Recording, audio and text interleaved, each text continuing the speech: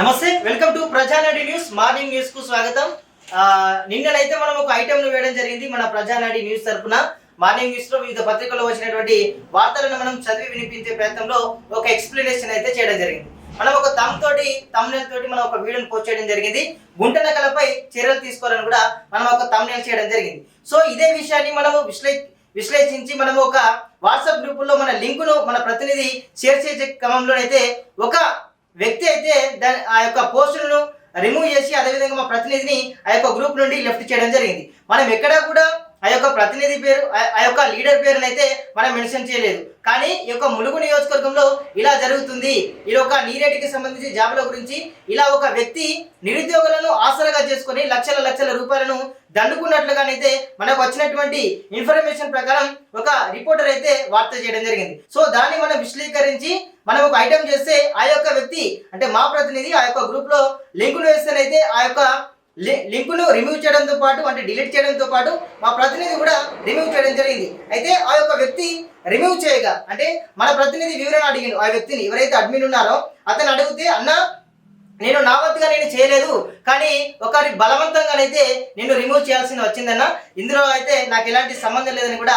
ఆ వ్యక్తి అయితే చెప్పడం జరిగింది. సో మరి ఆ వ్యక్తికి మరి అయితే సంబంధం లేదు, కానీ ఒక వ్యక్తి ఫోర్స్ చేయడం వలనైతే మన ప్రతినిధి నెంబర్ని అయితే డిలీట్ చేయడం జరిగింది, రిమూవ్ చేయడం జరిగింది అని చెప్పుకోవచ్చు. సో మనం ఎక్కడ చూసినా కూడా మీరు ఒక్కసారి కూడా చూడండి ప్రేక్షకులారా, మనము పాయింట్ టు పాయింట్ 8 నిమిషాల వీడియోలోనైతే మనము ఆ యొక్క నేత పేరు ఆ యొక్క నాయకుని పేరు ఎక్కడ కూడా మనం రివీల్ చేయలేదు. మరి గుమ్మడికాయ దొంగలు ఎవరు రాబోయే అంటే భుజాలు తుడుచుకున్నట్లుగానైతే అతని పేరు అతని బయట పెట్టినట్లుగానైతే మనకు స్పష్టంగానైతే అర్థమవుతుంది. సో ములుగు నియోజకవర్గ ప్రజలారు మీరంతా కూడా ఆలోచించాలి. ఎందుకంటే ఎవరు దొంగ ఎవరు మంచోళ్ళని కూడా ఆలోచించి ఆ యొక్క మంత్రి సీతక్కకు అడుగుజాడలు ఉంటూ యొక్క సమాచారంలో వారు చేరవేయాలి. ఎందుకంటే ఇలాంటి నియంత పొగడలకు దారి తీయకుండా కూడా మంత్రి సీతక్కకు కూడా ఇలాంటి దుష్టశక్తుల గురించి వివరించాలి. ఎందుకంటే ఇలాంటివి సంఘటనలు పునరావృతం కాకుండా చూడాలంటే ఈ యొక్క విషయాన్ని ఆమె కూడా చేరియాలి.